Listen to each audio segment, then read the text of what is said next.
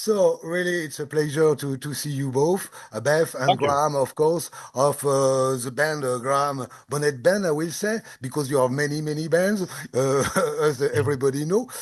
You are here with Metal Ops TV on a YouTube channel everywhere in the world. I am in France, of course, and it's really a pleasure to have this opportunity to talk about this new album. Yeah. So my first question will be very simple. It was about you just come back from a tour, a UK tour, a huge tour. I will show the cover. Yay. It was a great cover. I love it. It is Uh, good, isn't it? and I was 30 years old on that picture. It's a mere baby. I and, do like it. It's good. yeah, it looked good. Yeah. And how was the tour? And you play the integrality of Assault Attack MSG, huge album, a cult album. Everybody who love this music knows this album. How was this tour with Beth and you and the band?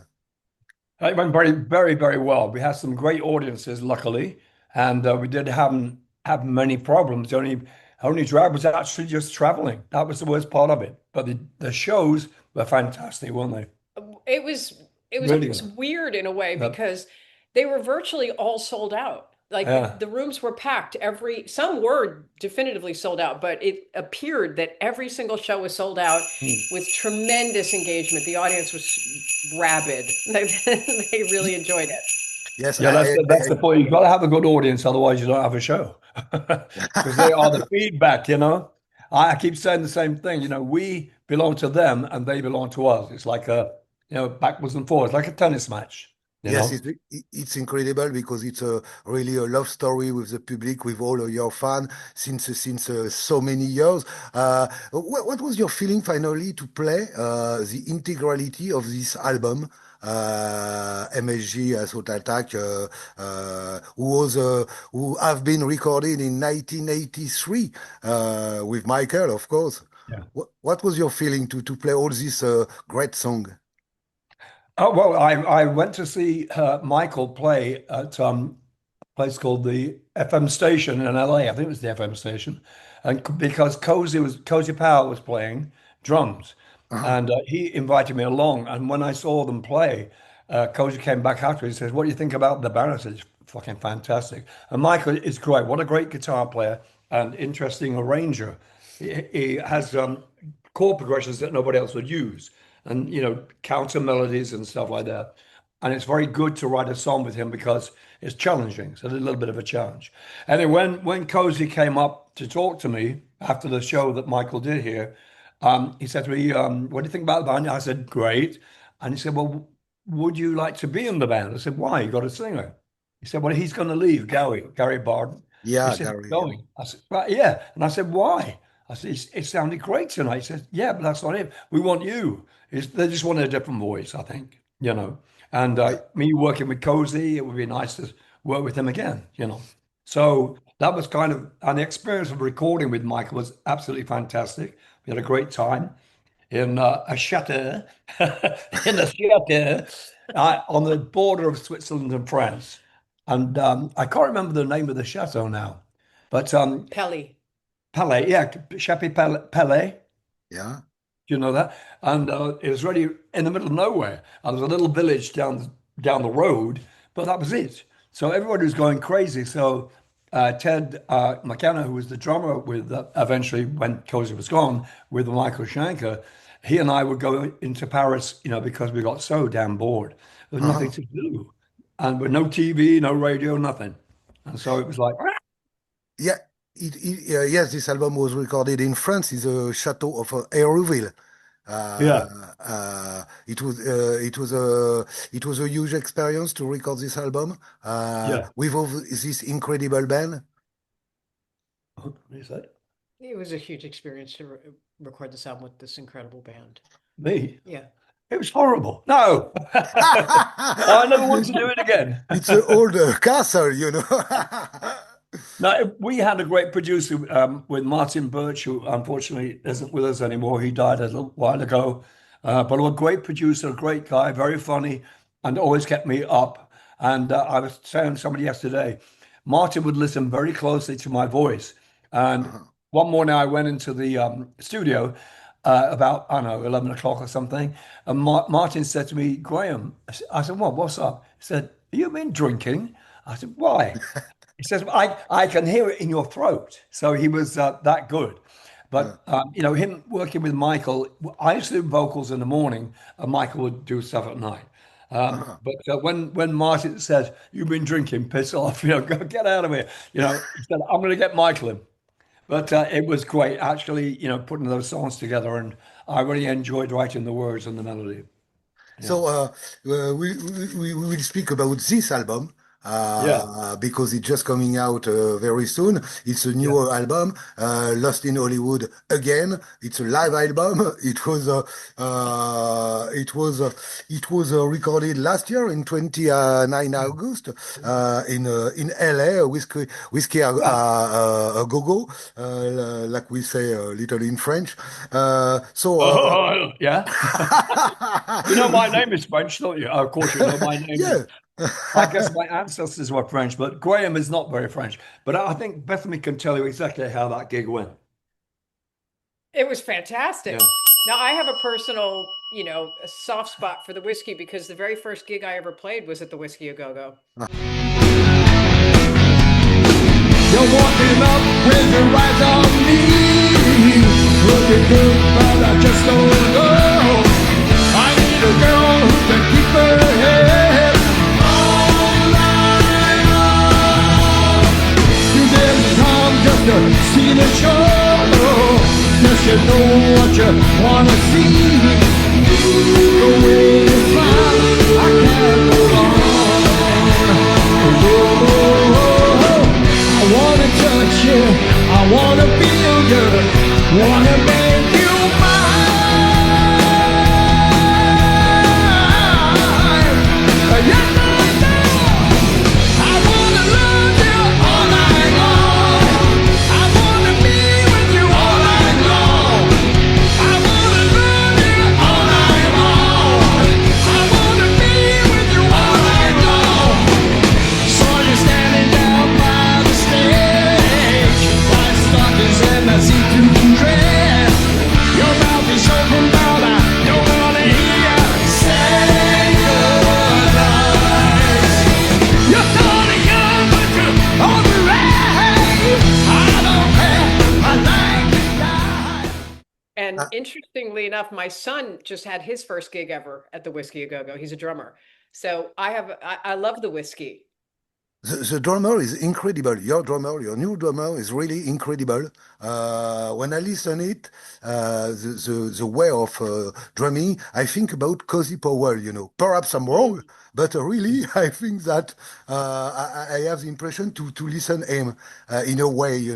How do you find this incredible guy, the drummer, Francis. Oh, Francis. It, Uh, it- It's Francis? all Yeah, about our drummer. yeah, yeah. Yeah. yeah. Yeah. Francis, how did we find him? I think what he's asking is how do we feel about him? Oh, what do you And feel it's about almost him? like a prerequisite Yeah. to work with us to have the spirit of Cozy. So that's one of the reasons we chose him was we felt it Uh-huh. too, what you're talking about. Yeah. He's a great drummer. He really is. He listens, he pays attention, he learns, and he's also a really great person. So he's easy to be with. Yeah, he's a drummer that actually listens to the song instead of just banging stuff, if you know what I mean. Because a lot of drummers just keep on, click, click, click, click. That will do, but he actually listens to the song, listens to the arrangement, like Cozy used to do, and then put it together in his mind. What should I do here? What is my part in this? Not just bang a boom, chick, boom, chick, boom, chick. It's got to be something that's interesting, and that's what Francis does. And yeah, he is great. He has got that Cozy Powell edge, I think. Yes, so you begin the show with a huge classic, Eyes of the World from Rainbow, of course, Dan to Earth album. At this time, when you record the album, it was an incredible band. You get Richie Blackmore on the guitar, you get Roger Glover, you get some art like me, always on He does, stage, yeah. and, Yeah. and Cozy Powell, your friend, because you are. I Yeah, know that you are very near from him, and done array to the keyboard. Now yeah, he's in Deep Purple. What remembering do you have of this band? Because you play with them, you tour with them this time. How was it to record with them, to work with them? And to record this album down to earth, yeah. so with all these huge classic. Yeah. It was a learning experience because I had no idea what kind of lyrics they wanted to the song. So for one thing, this is one thing that worried me. And I'm going, oh crap, I don't know how to write words to songs like this, you know. And Roger Glover said, well, I'm writing the words right now. And he said, well, what I'll do, I'll show you the words and then I'll give you a vague idea of a melody. Then you can take it where you want. So the melodies on the album are mostly mine Mhm. because but I was never, Credited. credited for it, which is a bit of a fucking drag. I found out later, Graham, do you realize your songwriting? What do you mean? I didn't write this. No, you did because you sang it. It was your idea that was the melody. But I mean, it was so great. I mean, having those guys, the best in the world musicians. Mhm. I was very, very lucky and always was comfortable when we played live. Nothing would ever go wrong. How could it? Yes, it Yes, could. all the songs are Yeah, great. yeah, Yeah, of course. yeah. Yeah, Because down to. one night, Cozy was throwing up in a bucket. Yeah, that wasn't very good. But and another night, Roger, he was wearing those shoes. What they call Capezio shoes, which are very slippery. They're like ballet shoes or something. And Roger had this. What's that? Jaguar bass? Is it that thing? The Jaguar or did he snap the headstock? Uh, A, Jaguar. no, What is it? a I Yeah, have one. one of Oh them. God, it's a Gibson. It's a not an Explorer, but a Thunderbird. Oh yeah, it's a Gibson Thunderbird bass, and it Yeah. was his pride and joy. It had it for a million years, and he's kind of slipped on the stage and went into Don Airey's keyboard and snapped the top of the guitar off. The Oh, not the headstock, headstock. and so he made it out as part of the show. Uh-huh. Oh wow, Like you, that's brilliant, actually. yes, yes. And the It's bass player typical. got the bass. Yeah, the bass tech got me another bass really quickly because we're in the middle of a song. But it was what a disappointment. I mean, that was horrible for him. I mean, because he loved that bass. It sounded great as well. But he's You, a great bass player. He can make any bass sound good. yes, like you say, incredible band. It was finally you work with Richie Blackmore, of course. I love the cat. What is the name of the cat? Gumbo. Gombo. Yeah, Gumbo, Gumbo, yeah. gumbo. I've like got the the soup. same one, but I can't take it. But I got the same one. So about Richie Blackmore, how was it to work with him? He had a huge reputation, not Yeah. easy to work with him at this time. And but for you as a singer, it was different. You are in the band. How was it when you record with him and when you tour with him? Yeah. Well, I mean, it was great recording with him, Mhm. no doubt, because again, I had a lot of a learning experience from everybody, Roger and him especially. And from their, Deep Purple days, they had it all down, how the band was going to sound. But when I was on the road, that's when things got a bit sticky with Rich. It was always about my hair, which sounds stupid, but you might have heard the story. He wanted me to grow my hair longer, and I never did. Uh-huh. And Yeah. one You day I went out and got my hair cut, and it caused a big problem. But personally, other things with Richie were fine. The music side was great, but my hair wasn't. My hair, yes, you have my always hair. this Oh, look. well, This can't have hair like that. We're a rock and roll band. Yeah, but it's me. You take me or uh-huh, leave me. What do you want? My voice or my hair? uh-huh. But we got on great in the studio, no doubt about that. And on stage after we got over the hair problem. It was fantastic. Yes, finally, you never change. You always stay No, like you are in the beginning. When you yeah, record your solo album, everything on the cover, we see you. You never change. You get your identity with all the band, like with MSG, Rainbow, with Alcatrazz, of course. yeah. Finally, for you, is it easy to be different at this time? Because, like you said, everybody gets the long hair and everything like that, Yeah, and you are the only one who gets yeah, a different look yeah, from the hard rock stage, I will say, at this time. yeah. I think that that added to the allure of Rainbow a little bit. There was this strange looking guy singing. And we also actually had a bass player who was going to join the band who had shorter hair. He was a Scottish guy, and I've forgotten his name now. He was a Scottish guy, and I asked him, we were at the chateau together, and I would go and listen to the tracks when they were putting them down. And I said, What are you doing here?" He said, "I'm a bass player. I'm going to be in the band." He was a younger guy, late 20s, I guess. And he said, "Well, I'm going to be in the band, but I'm listening to Roger's parts, and then I'll go and play it." And I thought, that's a bit weird. Anyway, that was that. And later with Roger, I said to Roger, what's he going to do? He's going to copy your parts. He said, yeah. I said, well, but you and Richie have been playing with Deep Purple and you know each other very well. And you're playing the parts on the album. Why would you want to have this guy come and play on stage with us live? He said, well, the management wants to have a different look for the band, a younger look, a little different from long hair and spandex, you know what I mean? And that's exactly what he was there for. But I said to Roger, well, if you're playing the bass on the album, you should be playing live, shouldn't you? And he said, well, nobody's asked me to. And I said, well, if I ask you, Roger, would that count? You know, I want you to play live with us. And he said, well, go tell Richie. And that's what happened.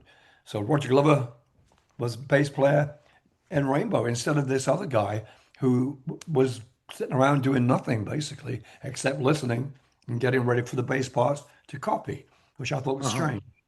Yeah.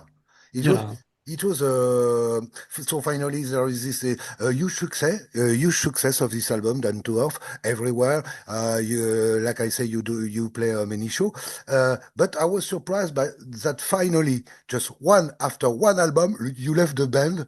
Uh, it was incredible because perhaps you will Johnny Turner came after, of course, but yeah. you will stay a little more. I will say. What happened exactly at this time? Oh, well, that was just basically it was me. I left the band. We were rehearsing to put the album together, which Joe eventually sang. I love Joe, by the way. He's a good friend of mine, and we played together a lot of times. We've been in touch with him recently to see if we can get something live going again. Because it's always fun doing the. Oh, you do your Rainbow song, I'll do mine. Whatever. But what happened was we were rehearsing and nobody was turning up for rehearsals. There was sometimes in Copenhagen, there was sometimes me and Don and Roger, three of us. And we're going, okay, what we're going to do? Where's Richie? He's gone shopping. What? He's gone shopping. He's gone shopping. So we go, what the fuck? What's happening? So Richie went shopping with his girlfriend, and we were in the rehearsal room trying to get songs together, and we had nothing. We weren't coming up with anything. Then Richie came in one day, and he brought a tape along that he had sent to him, and it was a Russ Ballard song called "I Surrender." So we had one song, and that was on tape. And me and Roger went in and put some backing tracks down, backing vocals to that, but I didn't do any lead vocal. So that was that. And after that, I said, well, okay, Roger, what's going to happen now? He said, I don't know. He said, and then Don Airy said, well, I'm going to go home. Don, you're going to go home? He said, yes, I had more fun playing on the ships than doing this. Because Don used to play on the ships, for tourists and stuff, as well as play with an opera singer. But so I thought, well, Don's going to quit the band. Cozy's gone. We have a new drummer. So it's not the same because Uh-huh. Don and Cozy and me were very close, the three of us, and it didn't work good for us, with him gone. So Don was ready to go. So I said, well, I'll go. If you go, I'll go. So what happened? I went home to LA and Don didn't. Don stayed, and that's how I left Rainbow, basically. So finally, you don't write anything about on the album Difficult to Cure. You don't begin to work on this album. No, No, no, not at all. I did Some some, backing vocals. yeah, I just said, I did some backing vocals, but I think Joe took them off. I'm not sure. I think they redid them. So I put all the chorus vocals down, the backing vocal, and that was all I did. We didn't, and I did that, and then Roger said, "Oh, we'll come back another day and do the verses and whatever," you know. Uh-huh. So Joe took over basically, and it was a hit. Yep, it was a hit. It was so like you say you work with Russ Ballard. You do some cover of Russ Ballard since a long time because I remember that on a solo album you get some song of him. It was and of course there is Since You've Been Gone, who is one of the single of this new album. Finally what represents this song for you Since You've Been Gone because a lot of people know you with this song and what represent Russ Ballard too? What was it? What what what What does rep the song mean to you, and what does Russ Oh, represent to you? Russ is one of my best friends. He's written he's written three new songs for our new album. And Russ so Ballard? we picked, yeah, he's Really? always in touch. I'll write you another one, he says. He said, I've got another one in the works. I'll send you it. And he sent that one, and it wasn't as good as the other two he sent. So we're doing two. And Russ and I have known each other for freaking years, as you can imagine. When I was recording an album called Lineup, Russ came to the studio because I was doing a song of his called SOS. And I put it down. He came along to hear what I was doing harmony wise. And he said, "That's great, Graham. That's the way it should be." And he was pleased with what I did. And then he said to me, "Come down in the studio with me. I want to just, what about," he was playing piano. He said, "What about be my baby?" And I said, "Yeah, what about it?" He said, "Why don't you do that?" He said, "It would suit your voice perfectly." So Russ was playing piano and we put the track down that afternoon, the Yeah. backing track. Then I did the vocal later. That's on the album. And yes, Russ Ballard is always touring, I think, or something like that. Is always a great writer. Yeah. So is for the new album will go out next year, I suppose. Yeah. Yeah. Yes. Did it well. Yeah, we're Huh? shooting for the late spring.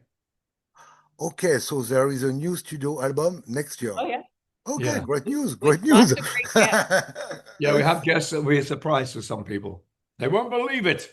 No, it's not John w- Lennon. Yeah, they won't. They've got some really good sort of, good sort of heavy rock singers and players, and we'll see what who's going to actually do it. We've got one guy, haven't we? Yeah, we've got one name we can reveal to you Yes. right now he's already recorded his part, which is why we can do it. But do you want to tell him? Yeah, so it's Bruce Dickinson. So Bruce Bruce Dickinson, Dickinson. yeah, with you. Yeah. I So see a it, picture on Facebook or something like that with what's you. that? You are with. I see a picture of you on Facebook with Bruce Dickinson. So we will be Yeah. on the new album. Yeah. Yeah. Yeah. Yeah, I mean, great, I, great news, it's great because incredible, he's a great singer. incredible. We follow his Yes. band and everything, and he does little solo things as well, which is in the Whiskey, he has a smaller band that he plays with, and they're really good. They're great, and so it's a to have him write songs for us is like God. I could call him up now and say, "Hey, you got anything else?" And he say, "Wait a minute, maybe next week." But the two songs we picked are more sort of rock We're back on sound. Russ again. Huh? We're back on Russ again. Oh, what was I saying? We were talking about Bruce. Oh yeah, Bruce as well. Yes, Bruce, the great, Yeah, Bruce is a great like singer. you. I've seen the video. I didn't go to the studio when he does his part because I didn't want to, make him feel self-conscious, like, Uh-huh. and you know what I mean? Like, oh God, Graham's here. I've got to really be good and etc. But I saw a video of it that our guitar player took of him, and he's really putting his heart and soul Yeah, into it. it was adorable. Well, I don't want to say adorable about a grown man, but there was something so endearing about his level of drama, even though no one's watching him. He's in the studio doing this himself. He is really that guy, the Mhm. guy you see on stage with the arms, and he's doing that in the studio. Yeah, He's so passionate. It yeah. was really cool to watch. Yeah. Yeah, he's a really nice person. He's one of those guys who has no ego whatsoever. I mean, the first time we saw him at one of his shows with Iron Maiden, he wasn't around. Then suddenly he comes out of the bathroom with a towel on his head and a towel around Around his, his waist, there's all and these. he goes, "Oh, hello, Graham." And it's a room full of people, you know. So This was after a huge freaking show in front of thousands of people. Oh. he's And he comes out with a towel on his head. it's incredible. He really is. That's him. He's That's so who he is. Yeah. accomplished and but so So, down to earth at the same time. It's very He's fun. an amazing guy. He's got my sense of humor and my sense of melody in a way, yeah. And he's got a great singing voice, uh-huh. no doubt about it.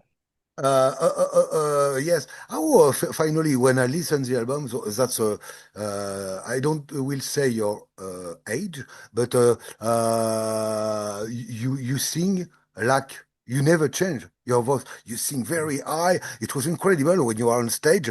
I look a lot of video because there are many some show who are on YouTube, and we could say so we Yeah. without nothing. It's true.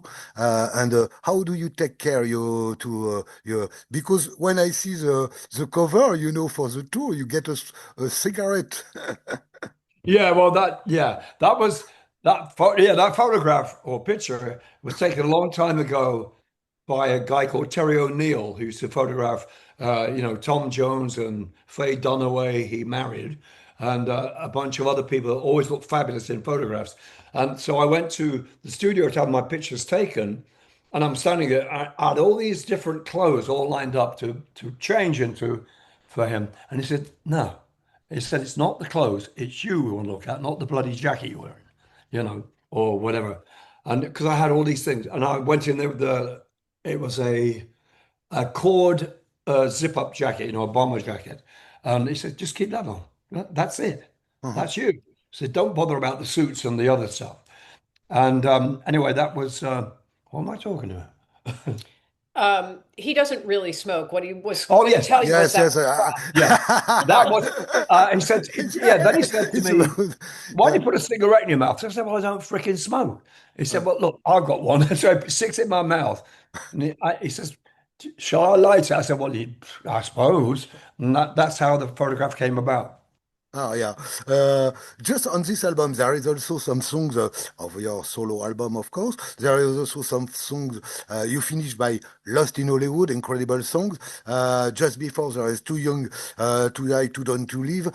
First album of Alcatrazz, No Power from Rock and Roll, incredible album. Like I say, it's also a cult album with YNGWIE Malmsteen. What Mhm. remembering do you have of this period, this recording of this album, and the work with this very, very young Engwe? He was about 18 or something like that at this Yeah, well, time.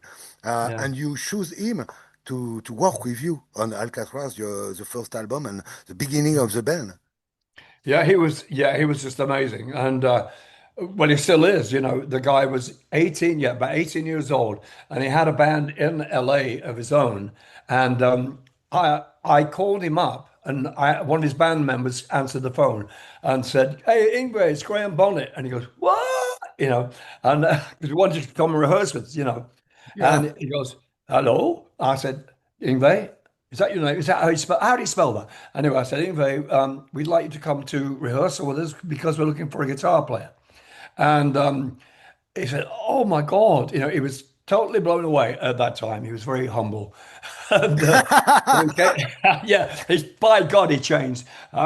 He came to the rehearsal room and he walked in with his black spandex pants, white boots, black spandex shirt, just like Richie Blackmore wore on stage. And before he came in, though, I said to him, "Could you learn a song called SOS?" I think it was. I think it was that song, a RUSS BALARD song. Instead of him coming in and doing, willy willy, all that, I wanted him to Ah. learn something a little more straight to see how he'd play. And he came in, he played it fucking wonderfully. And then I said, "Okay, that's fucking great." And then he went, I said, "Well, let's do some Deep Purple or whatever, or Rainbow stuff, and he went into that and it was just so perfect. It was, Ah. God, who is this guy? And he still is, He's amazing. On this album, so there are a lot of songs, of course, down to earth. But why don't you choose one song of Disturbing the Peace, the second album of Alcatrazz? Because on this album, you get another huge legend, Steve Vai, which was incredible that you work with him for this album. This is that, and this album became. It's really a great album too, Disturbing the Peace. If you love great music, Disturbing the Peace is major. What remembering do you have of this recording with Steve Vai? Oh, with Steve, that was amazing. Steve, in fact, the second album of Alcatraz is my favorite. It really is because Steve is a really unusual guitar player and writer. And because he just come from Frank Zappa's band when he joined our band for some odd reason. I think he didn't want to play with Frank Zappa anymore. I don't know, whatever it was. Uh-huh.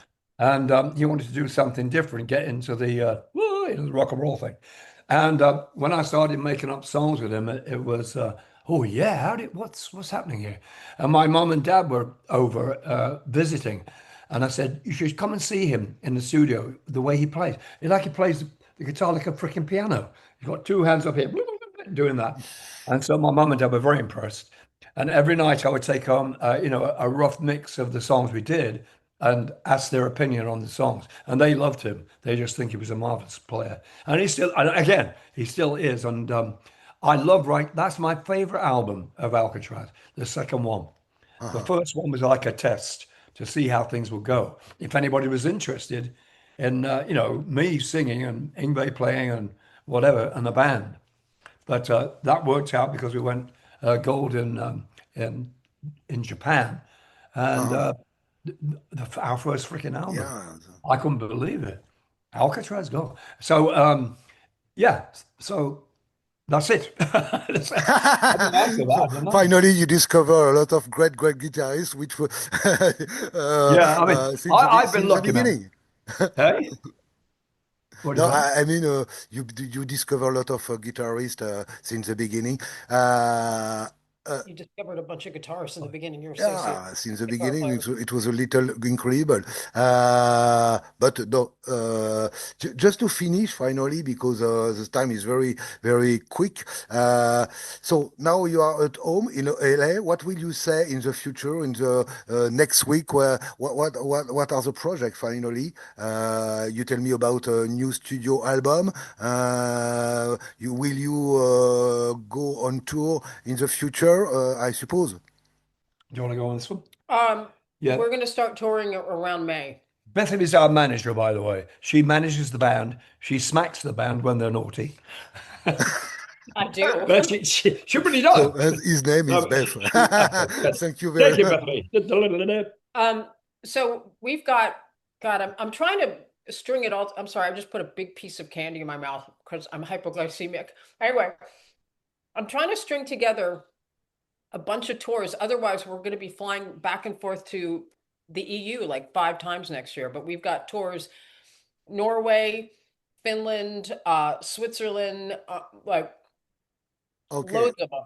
in And Europe. it's just so I'm going a little bit crazy trying to get it done now so I can Ah, just buy the ah, flights and be done ah, with it. Who's got the ah. friends? Perhaps in France. Perhaps in France. Yeah. I hope too to that you will play again in France.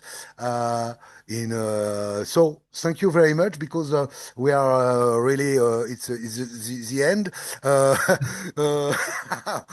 of the Well, all time. right, then. It's the end of the time. Thank Yeah, you, Graham. you're a funny bug, right? Yeah. Thank you very much, Graham, and thank you You're very very much. welcome.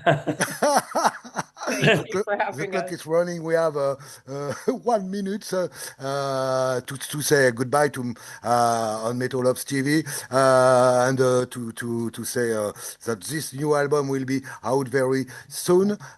Thank you. If you have something more to say, it's now or never. Okay. Well, you want to say it? What is it? Thanks for having us. Check out the Graham Bonnet Band. We have an album coming out December 12th. That's the live one. And a studio album, look for it in the spring.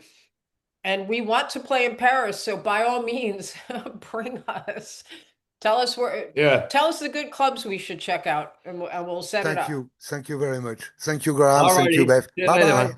Bye. Bye-bye. Bye. Bye.